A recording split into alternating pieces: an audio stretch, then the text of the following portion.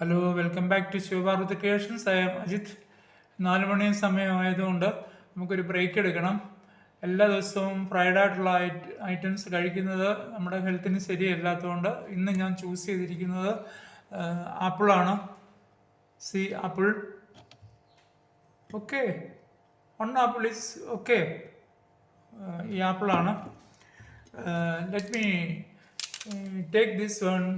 See, I already sliced. Let me taste it. Oh, it's very fine.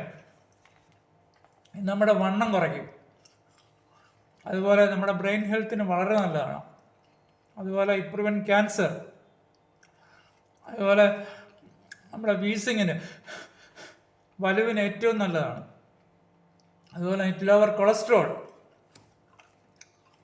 protect against diabetics. Why can't you